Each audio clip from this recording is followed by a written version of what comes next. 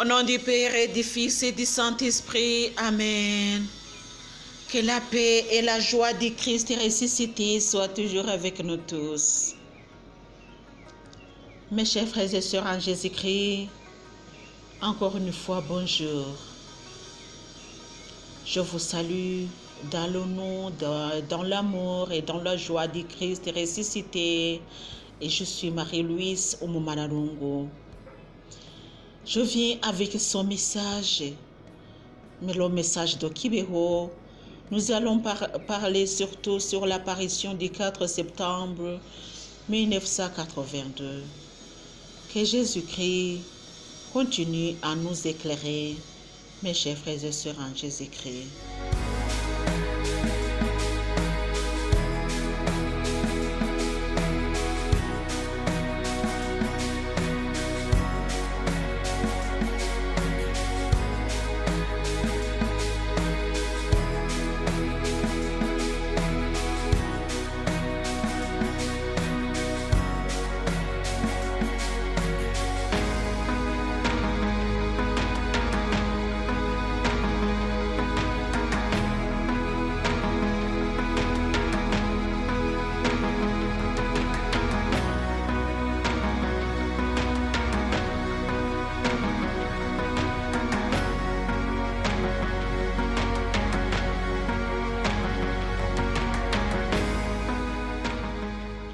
Lors de l'apparition du 4 septembre 1982, Nathalie effectue un voyage mystique avec la Vierge Marie.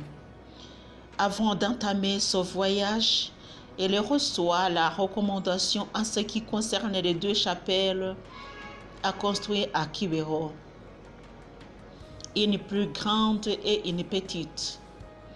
La Vierge Marie rappela également à la voyante son devoir de prier sans relâche pour le monde. Ensuite, la Vierge Marie lui dit qu'elle souhaite faire un voyage avec elle pour lui expliquer certaines choses. Voici le récit de Nathalie décrivant ce voyage. Le temps venu, je suis allée dans l'endroit où elle me retrouvée quand elle m'apparaît. J'ai commencé à prier en l'attendant. Après un petit moment, elle est venue et m'a appelé. Nathalie, mon enfant. Et moi j'ai dit, je suis ici. Je t'écoute, dis-moi tout ce que tu veux. La Vierge Marie dit, comme tu vois ces fleurs mélangées avec la saleté, les hommes sont également comme ça. Il y en a des bons et des mauvais. Toi, tu dois les purifier par tes prières. Alors bénis-le. Et moi, en faisant le signe de la croix, j'ai dit la bénédiction de la Vierge Marie. Après avoir donné la bénédiction, elle m'a appris le chant qu'elle m'avait promis. Dieu qui m'a créé et qui veille toujours à mes côtés, nous vivrons ensemble éternellement dans le royaume. Mère de Dieu et notre Mère, nous vivrons ensemble éternellement dans le royaume. Ô Mère, viens vite au secours de ce monde, donnez-lui la paix pour toujours.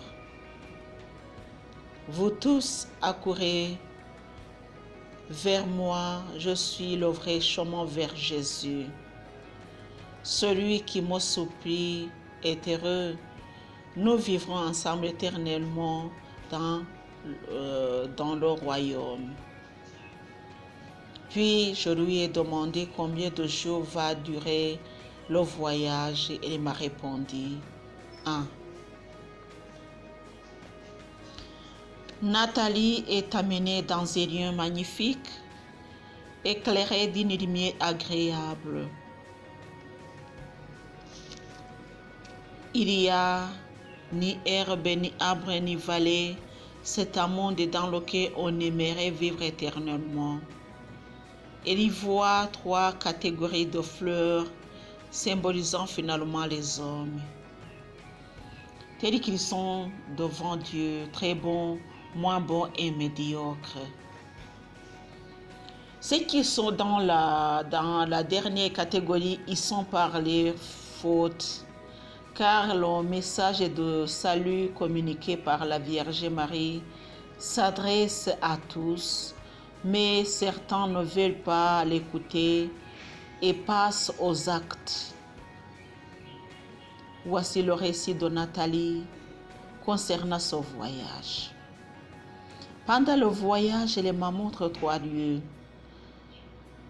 Premier lieu, c'est dans le lieu, j'y vois de belles fleurs incomparables avec une lumière splendide. Elle me dit, ces fleurs sont belles parce qu'elles se trouvent dans une lumière qui leur convient. Deuxième lieu, il y a des fleurs fanées parce que la lumière n'est pas harmonieuse. Il y a peu de chaleur mélangée avec peu de froideur. Elle me dit, ces fleurs sont fanées parce que là où elles se trouvent, la lumière ne leur convient pas. Dans la troisième lieu se trouvent des fleurs sèches parce qu'elles sont dans un lieu très chaud et ne sont même pas aérées. Elle dit, ces fleurs sèches que tu vois les fleurs sèches que tu vois sont sèches parce que leur lumière est mauvaise et ne sont pas aérées. Et puis elle dit, examinez-vous pour savoir si vous n'êtes pas comme des fleurs sèches. Elle continue en m'expliquant combien il est difficile d'œuvrer pour gagner le ciel, mais qu'il suffit de commencer. Elle m'exhorta à obéissance si je veux être comme des fleurs du premier lieu. Je dois recevoir les sacrements et sa bénédiction. Elle me révèle beaucoup de choses concernant ma vie. Elle me demande de retourner sur la terre pour accomplir sa volonté, malgré que je ne veuille pas y retourner. Puis elle me dit encore, nous arriverons dans un endroit où je te montrerai le monde, tu verras combien il est mauvais. Ainsi, nous sommes déplacés et quand elle m'a montré le monde, j'y ai vu des choses troublantes. Dès que nous sommes arrivés sur le monde, elle m'a montré un mélange de fleurs fraîches et sèches symbolisant l'état des hommes sur le monde. Elle me demande de chanter le chant qu'elle m'a appris, puis elle me bénit et disparaît.